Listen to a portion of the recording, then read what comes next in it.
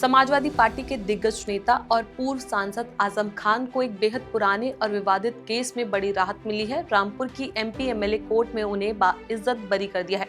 ये वही मामला है जिसमें उन पर दिवंगत राज्यसभा सांसद अमर सिंह और उनके परिवार के खिलाफ अमर्यादित टिप्पणी करने का आरोप था। वर्षों से चल रहे इस कानूनी संघर्ष में आखिरकार अदालत ने साफ कहा, अभियोजन पक्ष पर्याप्त सबूत पेश नहीं कर पाया। आज के इस वीडियो में हम आपको पूरे मामले का इतिहास, कोर्ट का फैसला, आरोप क्या थे, सुनवाई कैसे चली और आजम खान की मौजूदा कानूनी स्थिति सब कुछ विस्तार से बताएंगे। नमस्कार, मैं हूं चेष्टा नागर, आप देख रहे हैं द हिंदी टॉप।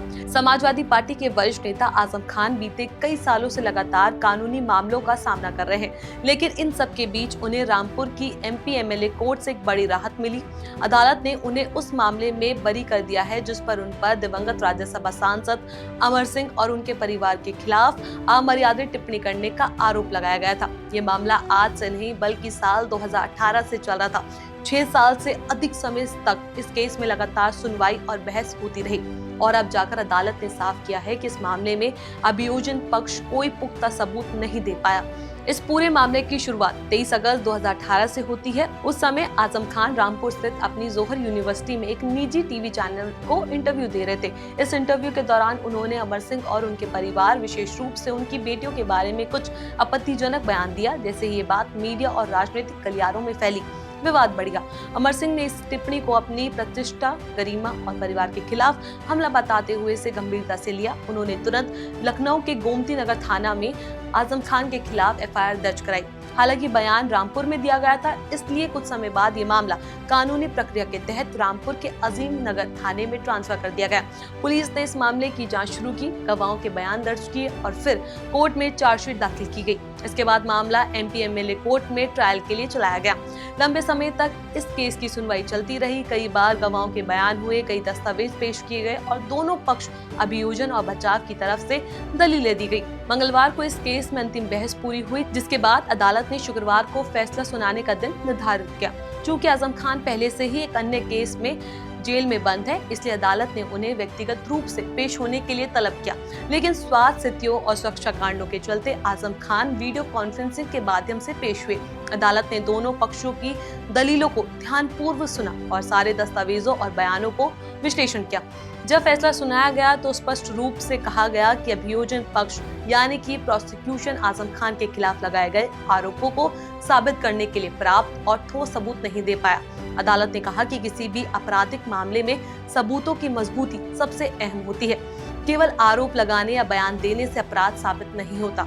इस केस में ना तो वीडियो प्रमाण प्राप्त थे और न ही गवाहों के बयान इतने मजबूत थे कि अदालत आरोपी को दोषी मान सके। इन्हीं आधारों पर अदालत ने आजम खान को बाइज्जत बरी कर दिया। अदालत का फैसला सुनते ही आजम खान ने वीडियो कॉन्फ्रेंसिंग के जरिए कोर्ट को धन्यवाद किया।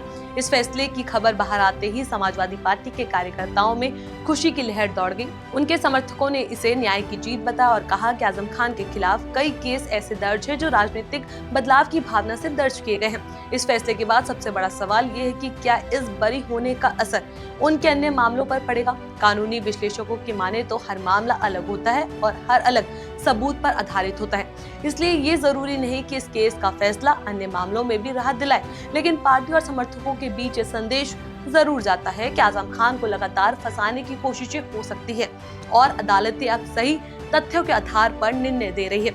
अंत में कहना गलत नहीं होगा कि ये फैसला आजम खान के लिए काफी महत्वपूर्ण है। लंबे संघर्ष, कई आरोपों और राजनीतिक हमलों के बाद उन्हें इस पुराने केस में राहत मिली। आने वाले समय में देखना ये होगा कि उनके बाकी कानूनी मामलों में क्या प्रगति होती है और उनका राजनीतिक भविष्य किस दिशा में जाता है।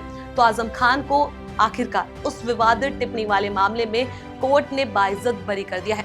अदालत ने साफ कहा, सबूतों की कमी के कारण आरोप साबित नहीं हो पाए। हालांकि वह अभी भी फर्जी पैन कार्ड मामले में सजा काट रहे हैं, लेकिन ये फैसला उनके लिए और उनके समर्थकों के लिए एक बड़ी राहत माना जा रहा है। आपका क्या कहना है इस मुद्दे को लेकर? अपनी राय हमें नीचे कमेंट बॉक्स में जरूर बताएं। इससे और भी वीडियोस के लिए आप हमारे चैनल द हिंदी टॉप को सब्सक्राइब कर लें। इसके अलावा आप हमें एक्स, फेसबुक और इंस्टाग्राम पर भी फॉलो कर सकते हैं।